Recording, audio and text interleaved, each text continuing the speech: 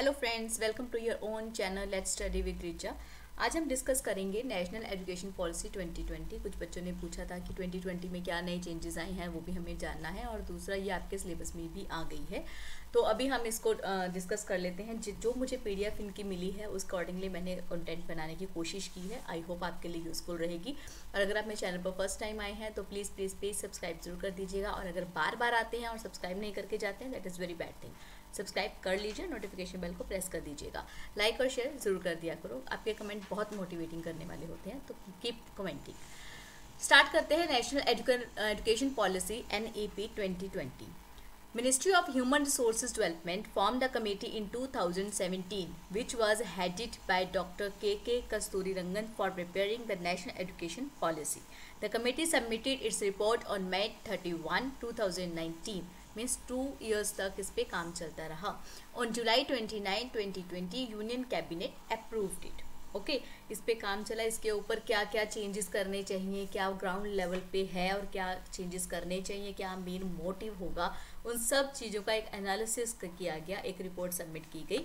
जैसे कि हमने नेशनल एजुकेशन पॉलिसी जो 1968 और 1986 में भी पढ़ा था कि कोई भी नेशनल एजुकेशन पॉलिसी को अप्रूव करने से पहले उसकी एक रिपोर्ट तैयार की जाती है। कुछ बेसिस के बिहाफ पर ही एक रिपोर्ट बनाई जाती है। ग्राउंड लेवल पे क्या हो रहा है, क्या चेंजेस की रिक्वायरमेंट है और कैसे करेंगे। फर्स्ट ऑफ ऑल आता है कि कैसे करेंगे, ठीक है। So it outlines the vision of India's new education system, की न्यू विजन दे रही है कि क्या हमारा इंटरनेशनली हमारे एजुकेशन सिस्टम को चेंजेस की ज़रूरत है। ऐसा नहीं है कि हमारा एजुकेशन सिस्टम बुरा है, नहीं, बहुत अच्छा है, बट फ्यूचर के लिए जैसे चेंजेस चाहिए होते हैं, हर चीज़ के लिए चेंजेस बहुत ज़रूरी होते हैं, तो उसी तरह से इन्होंने एक न्यू विज़न देने की कोशिश की थी। So the new policy replaces the previous national policy on education 1986 and 1968। The policy aims to transform India's education system by 2040। देखिए, ऐसा नहीं है कि अभी ही उन्होंने रिपोर्ट सबमिट कर दी तो एकदम से सब चेंजेस हो जाएंगे। टाइम लगता है किसी भी चीज़ को प्रॉपरली वर्किंग करने के लिए, ठीक है। तो इन्होंने बाय 2040 तक का टाइम ड्यूरेशन रखा था कि इतने के बीच में हम, इतने टाइम पीरियड के बीच में हम लोग इस पूरे जो भी चेंजेस की रिक्वायरमेंट है उसको फुलफिल करेंगे। Over 2 lakh suggestions were received in favour and against the policy. कुछ फेवर में थे, कुछ अगेंस्ट थे, तो एक कंक्लूजन करके एक रिपोर्ट तैयार की गई थी और बाद में उसको अप्रूवमेंट भी मिल गई थी। Next is vision of NEP 2020। Vision क्या था? National education policy envisions an education system rooted in Indian ethos that contributes directly to transforming India, that is Bharat, sustainably into an equitable and vibrant knowledge society by providing high quality education to all and thereby making India a global knowledge superpower। कि यहाँ पे focus किया गया कि सिर्फ और सिर्फ certification पर ही जोर ना दिया जाए, बल्कि नॉलेज के ऊपर भी वर्क किया जाए। जैसे बच्चे की नॉलेज बढ़ेगी तो वो अपना खुद का भी एक इंडिपेंडेंट बिजनेस स्टार्ट कर पाएंगे, है ना, और जो कि इन फ्यूचर में इंडिया को भी हेल्प करेगा। तो इन्होंने एक हाई क्वालिटी एजुकेशन के ऊपर फोकस किया कि एजुकेशन के लेवल को बढ़ाया जाए, सिर्फ और सिर्फ डिग्री और सर्टिफिकेट या मार्क्स तक ही डिपेंडेंसी ना रखी जाए। Okay, so next is NEP 2020 के अंदर जो हम देखिए, मैं ये जो वीडियो है 2 पार्ट्स में लेकर आऊँगी। ये फर्स्ट पार्ट है जिसमें कि हम पहले स्कूल एजुकेशन के रिगार्डिंग, स्ट्रक्चर के रिगार्डिंग इसमें क्या मेन चेंजेस किए गए वो आएंगे, और सेकंड जो लेफ्ट ओवर रह जाएगा कि किसी कैटेगरी के अंदर कुछ इन्होंने स्पेशल किया है या वुमेंस के लिए स्पेसिफिक इन्होंने क्या चेंजेस रखे हैं, या कंपैरिजन अगर हम पिछली वाली एजुकेशन पॉलिसी से करके देखेंगे, ठीक है। School education, higher education, other key areas of focus and making it happen. National education policy 2020 में इन फील्ड के ऊपर क्या क्या चेंजेस किए गए हैं, अब हम वो देखते हैं। First of all is school education. Early childhood care and education, the foundation of learning. Early childhood care के ऊपर इन्होंने फोकस किया कि इन्होंने 5 साल का ड्यूरेशन रख दिया play way plus first and second class के लिए, ठीक है।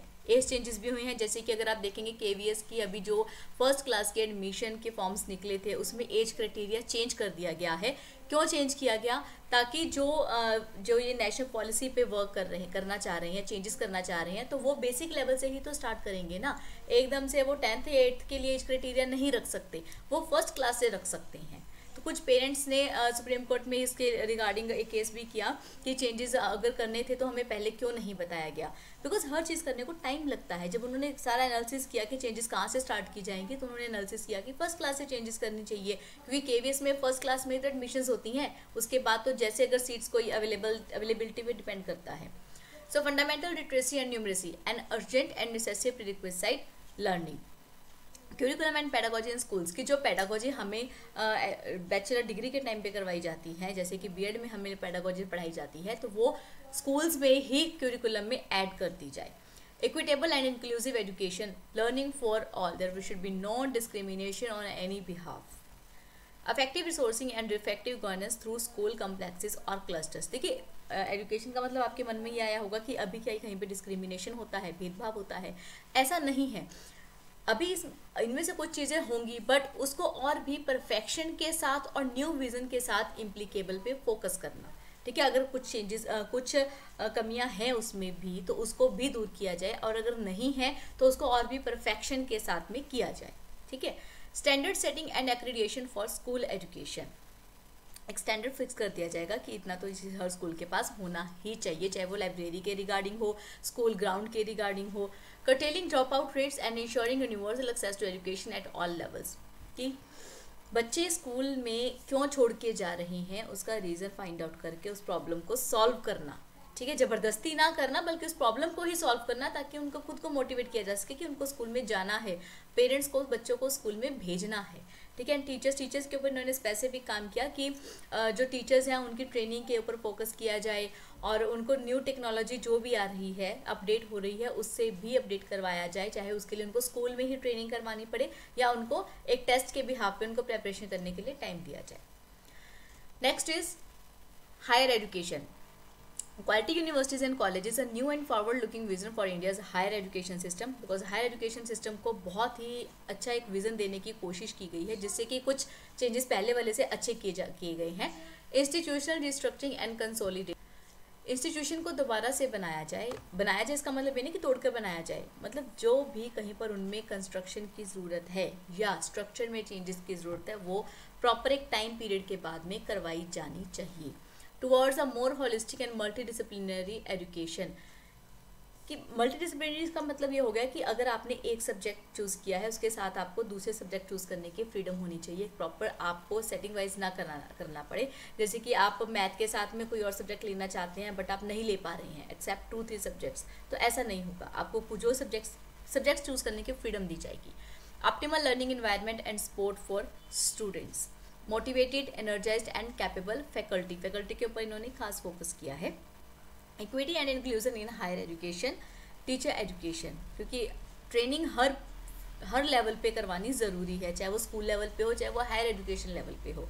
रीइमेजिनिंग वोकेशनल एजुकेशन, जो वो उन बच्चों को स्टडी पढ़ाई जा रही है उसका फ्यूचर में उनके प्रोफेशन से कैसे रिलेट करवाया जा सकता है, उसके ऊपर भी इन्होंने वर्क किया है। बिकॉज देखिए बच्चों को आप थ्योरी नॉलेज दे देंगे, बट उसका प्रैक्टिकल एप्लीकेशन में कैसे यूज़ होगा वो अगर आप नहीं बता पा रहे हैं तो उस एजुकेशन का कोई फ़ायदा नहीं है। तो इन्होंने वोकेशनल एजुकेशन के ऊपर खास वर्क किया है।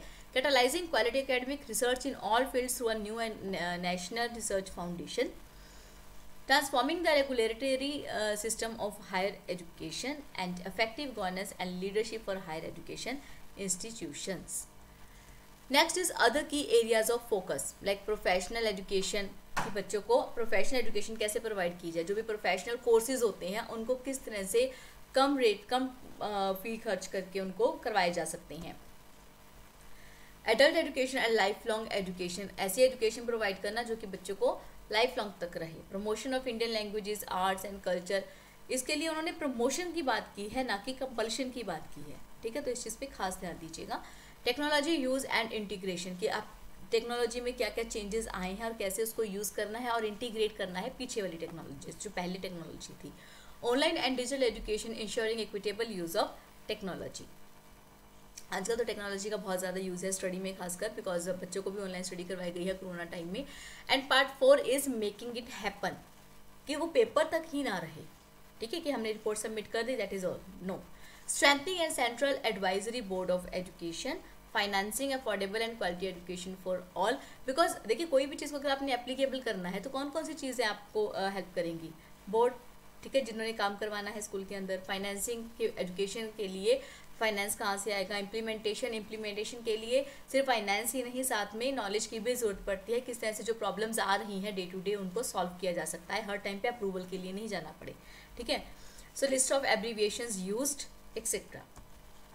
Fundamental principles of national education policy 2020। अब प्रिंसिपल्स क्या थे मेन जो फंडामेंटल प्रिंसिपल्स है, फर्स्ट फ्लेक्सिबिलिटी, कि कहीं पर भी अगर आपको चेंजेस करने की ज़रूरत है तो आप उसमें कर पाओ, पूरा रिपोर्ट ख़राब ना हो, आपका पूरा सिस्टम ख़राब ना हो। Multi disciplinary and holistic education, ताकि बच्चे को अगर जिन जिन सब्जेक्ट्स में इंटरेस्ट है उन्हीं को ले सकें, उनको बाउंड ना किया जाए।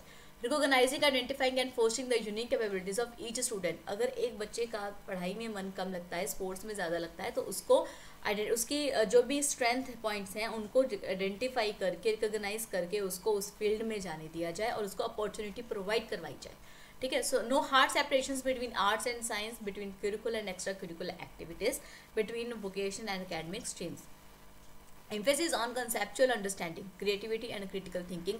ये बात मैं मेरे आई थिंक सारे वीडियोस में कह चुकी हूँ, कहती भी हूँ और कहती भी रहूँगी कि कॉन्सेप्ट के ऊपर ध्यान दीजिए, पीडीएफ के पीछे मत भागा कीजिए। अगर आप मेरी एक वीडियो को 3 से 4 बार सुन लेंगे तो मुझे नहीं लगता आपको किसी भी उस टॉपिक की पीडीएफ की ज़रूरत पड़ती है, बिकॉज मैं कॉन्सेप्ट पे फोकस करती हूँ। पहले पिक्चर दिखाती हूँ या पहले आपको डिटेल में बता देती हूँ, फिर आपको लाइन बाय लाइन समझाती हूँ। रीज़न यही होता है कि आपका कॉन्सेप्ट क्लियर हो, आपको रोट लर्निंग ना करनी पड़े, बिकॉज एग्जाम में जो आपने समझा है वही याद रहता है, रोट लर्निंग आपको कभी भी लर्न नहीं रहती है। Life skills such as communication, cooperation, team work and resilience, कि किस तरह से बच्चों को कॉपरेट करना सिखाया जाए, टीम वर्क करना सिखाया जाए, उस तरह की एक्टिविटीज़ को ऐड किया जाए, ठीक है। Promoting multilingualism and the power of language in teaching and learning, कि अगर किसी बच्चे को डिफरेंट लैंग्वेज आती है तो उसको यूज़ करने दिया जाए। अब कुछ स्कूल्स में कुछ इंटरनेशनल लैंग्वेजेस को भी यूज़ किया जाता है, जैसे कि पढ़ाया जाता है, सॉरी यूज़ नहीं किया जाता, पढ़ाया जाता है, और वो चूजिंग सब्जेक्ट में होता है। बेसिक लैंग्वेज भी होती है, इंग्लिश हिंदी तो होती है, इसके बाद में पंजाबी, फ्रेंच, स्पेनिश जो भी है ये लैंग्वेजेस को चूजिंग में रखा जाता है, ताकि बच्चों को स्टार्टिंग से ही एक नॉलेज प्रोवाइड करवाई जा सके। Focus on regular formative assessment for learning. Formative assessment में क्या होता है, FA से हमने किया था ना, मेरे एक वीडियो में मैंने बहुत अच्छे से एक्सप्लेन किया था कि फॉर्मेटिव में क्या होता है कि आप जो एक यूनिट पढ़ा दिया, आप उसका टेस्ट ले लेते हो, उसमें आप देखते हो कि बच्चे को अगर मार्क्स कम आए हैं तो कौन से पार्ट में कम आए हैं, ठीक है, कहाँ पे बच्चे को समझ में नहीं आया, तो आप उसके ऊपर वर्क करते हो ताकि फाइनल रिजल्ट के टाइम तक उसका हर यूनिट अच्छे से प्रिपेयर हो जाए, ठीक है। तो वो रेगुलर फॉर्मेटिव असेसमेंट पे वर्क किया जाए, ना कि फाइनल रिजल्ट के ऊपर। Extensive use of technology in teaching and learning, respect for diversity and respect for the local context. Diversity means कि हर बच्चे का अपना थिंकिंग लेवल होता है ना, हर बच्चे का अपने कैपेबिलिटीज़ होती है, अपने स्ट्रेंथ पॉइंट होते हैं, अपने वीक पॉइंट्स होते हैं, तो हर किसी के डाइवर्सिटी पॉइंट पे रिस्पेक्ट किया जाए और उनको उनके जो भी स्पेशलिटी है उसके लिए अपॉर्चुनिटीज़ प्रोवाइड करवाई जाए। फुल इक्विटी एंड इंक्लूजन, सबको मिलकर साथ लेकर चले। Synergy in curriculums across all levels of education and teachers and faculty as the heart of the learning process, because teachers are the base of the every student's knowledge, ठीक है। तो teachers को जहाँ पे जो ट्रेनिंग की ज़रूरत है या उनके जो सोशल एक रिस्पेक्ट होती है वो उनको प्रोवाइड करवाई जाए, चाहे वो सैलरी पॉइंट ऑफ व्यू से है, चाहे वो रिस्पेक्ट किसी भी सेंस में आती है। Next is a light but tight, flexible रखा जाए बट नॉलेजेबल रखा जाए, है ना, light but tight regulatory framework to ensure integrity, transparency and resource efficiency of the educational system through audit and public disclosure, while encouraging innovation and cut out of the box ideas through autonomy, good governance and empowerment। देखिए ये word अपने आप में ही बहुत अच्छा लगता है ना, लाइट बट टाइट, है ना, कि हल्का हो बट टाइट हो, कि आप अच्छे से उस चीज़ों पे फोकस कर पाओ, कि जो चीज़ें बच्चों को सिखा रहे हो, जो चीज़ें आपने क्यूरिकुलम के अंदर ऐड की हैं उनको फ्लेक्सिबल फॉर्म में रखा जाए, बहुत ज़्यादा उनको डिफ़िकल्ट लेवल पे ना लेके जाया जाए, बट वो डिफ़िकल्टी लेवल को सॉल्व कर पाए, उस हिसाब से उनके कॉन्सेप्ट क्लियर किए जाए, है ना। Outstanding research, rootedness and pride of India. अब आ जाता है स्कूल एजुकेशन स्ट्रक्चर। देखिए ये एक मेन चेंज भी आप बता सकते हो कि जैसे इन्होंने जो स्कूल एजुकेशन स्ट्रक्चर रखा है 5+3+3+4 का रखा है। 5 मतलब fundamental stage, that is 3+2, 3 years जो होंगे प्री स्कूल के एंड 2 ईयर्स जो होंगे फर्स्ट एंड सेकंड में। अब जो 3 ईयर्स हैं प्री स्कूल के, उसमें आप देख सकते हो कि play way, pre nursery and nursery, ठीक है, 3 इयर्स ये हो गए, और उसके बाद 2 इयर्स आ जाते हैं फर्स्ट एंड सेकंड के, जहाँ पर कि बच्चे का बेस प्रॉपर इन 5 सालों में बन जाए, ठीक है। इसके बाद आ जाते हैं नेक्स्ट 3 इयर्स। अब देखिए फंडामेंटल स्टेज जो 5 इयर्स थी उसको भी एक बार डिटेल में देख लेते हैं। Pre school period 3 year, that is 3 years of schooling. Age group जो किया है 4, 5 एंड 6 इयर्स, ठीक है। अब देखिए 4 to 5 प्ले वे में आप लगा लीजिए, 5 to 6 pre nursery, 6 to 7 nursery, I think इसी अकॉर्डिंगली होगा, may be 3 to 4 play way, 4, 5, 6 तक के बच्चे को इन्होंने इस एज ग्रुप में लिया है, ठीक है। To be enrolled in play way schools और इन आंगनवाड़ीज और Bal Vatika, no exam at this stage. इन्होंने स्ट्रिक्टली बोला है कि इन 5 सालों में एग्जाम्स नहीं होने चाहिए। नो यूनिफॉर्म कोड, सबको कोई भी यूनिफॉर्म वो पहन सकते हैं। Next 2 year class first and second, age group 7 and 8, ठीक है। अभी तक आई थिंक फर्स्ट क्लास के लिए एज ग्रुप जो थी वो 6 थी, अब इन्होंने जो नेक्स्ट टू फर्स्ट क्लास की एज ग्रुप है वो 7 कर दी है।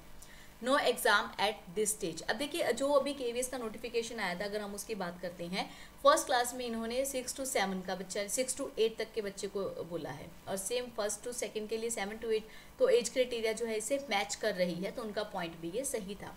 No exam at this stage, no uniform code. Next is preparatory stage, that is 3 years, start of exam from the 3rd class.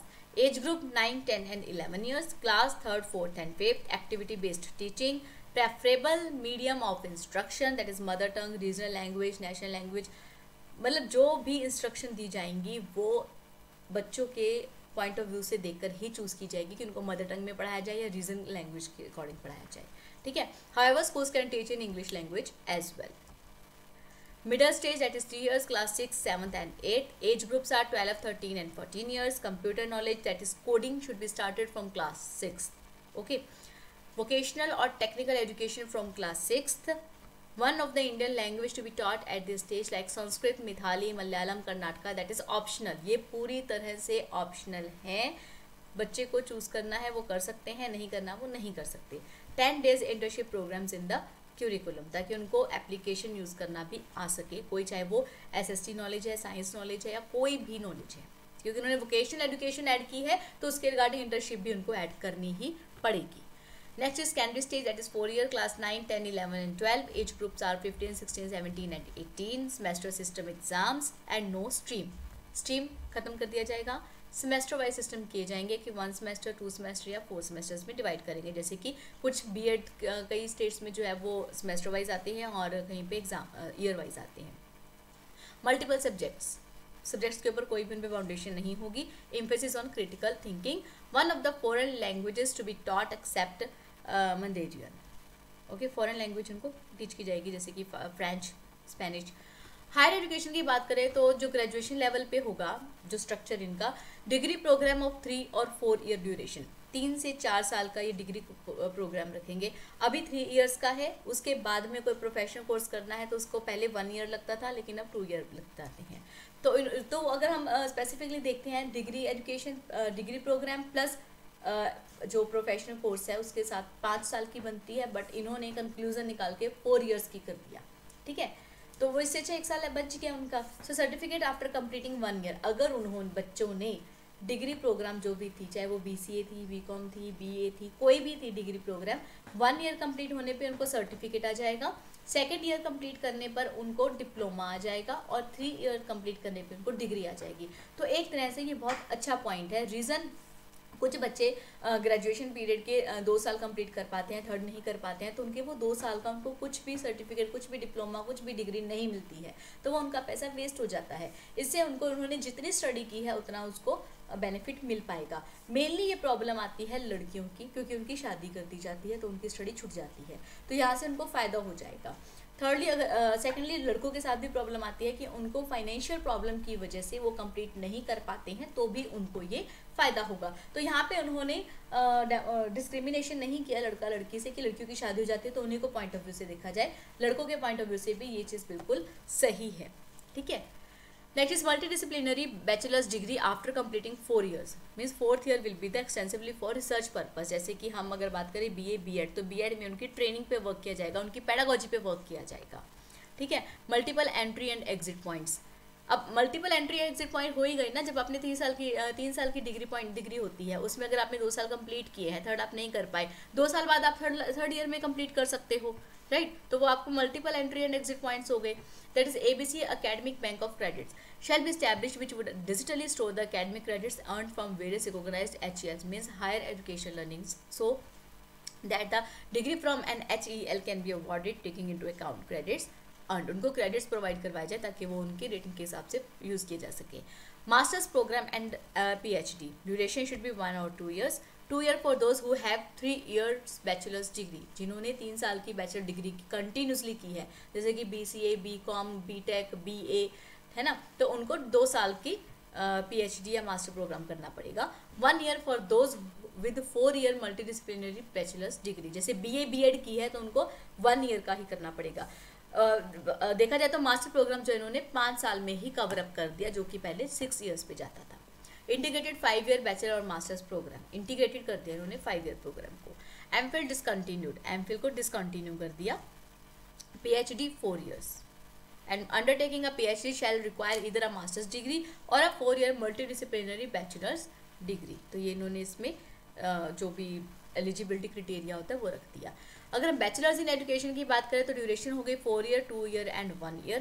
4 year B.Ed after 12th, क्योंकि वो BA B.Ed का course बन जाता है, या BCA B.Ed का बन जाता है, BTech B.Ed बन जाता है। 2 year B.Ed 3 year graduation programme के बाद में। अब ऐसा नहीं है कि 2 साल की B.Ed है वो बंद हो जाएगी, वो एक क्राइटेरिया रख दिया कि आप कब कर रहे हो।